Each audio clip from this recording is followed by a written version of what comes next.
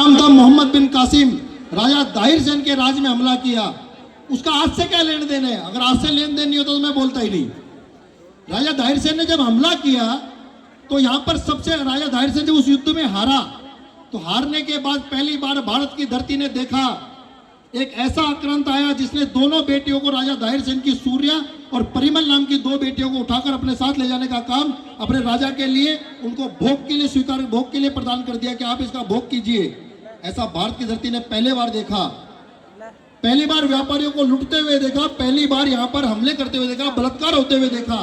पहली बार भारत की धरती ने वो देखा जो आज तक कभी नहीं देखा। जब ये सब काम हुए तो हमारे राजस्थान में एक राजा थे जिनका नाम था बप्पा रावल।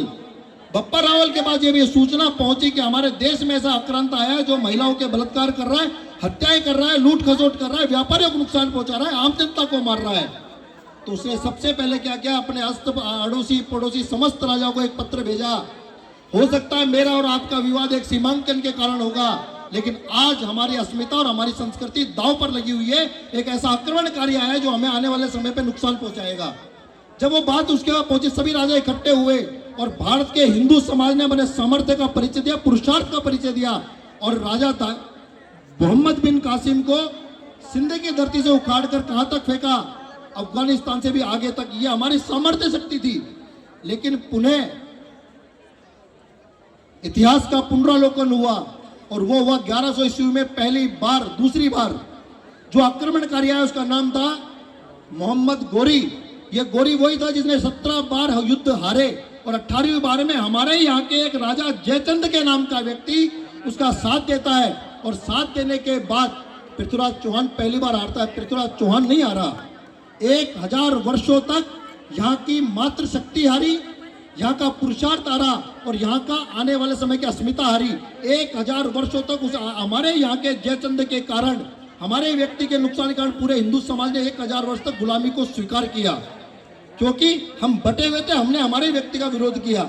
आज भी वही हो रहा है, वही आक्रांता आज हमारे रूप में, अलग अलग रूप में आ रहे हैं। चाहे वो गो काटने के नाम पे आ रहे हो, चाहे वो लव जिहाद के नाम पे आ रहे हो और चाहे वो आतंकवादी के रूप में आ रहे हो, कहीं ना कहीं हमारा ही व्यक्ति उनका साथ देता है। चाहे वो जमीनों का बेचने का विवाद हो, हमारे यहाँ का व्यक्ति साथ देकर उसको बचाने का काम करता है। और जब वो आक्रांता बहुसंख्यक हो जाता है तो भागना हमें ही पड़ता है। इसलिए उस आक्रांत से बचने की आवश्यकता है, वह पुनरावृत्ति ना हो। अगर हमें करना है तो बप्पा रावल की तरह समस्त समुदाय को एक होना पड़ेगा। अगर हिंदू समाज एक होगा तो ये गारंटी है कि हम ही रहेंगे, दूसरा कोई नहीं रहेगा। क्योंकि जो सामने वाला है ना, वो कहीं ना कहीं कटपीस है। कटपीस का मतलब समझते हो ना, बचपन में काट दी जाती है और पूरे जीवन में लगाई घूमते हैं, चिड़िया दिखा के काटी जाती है।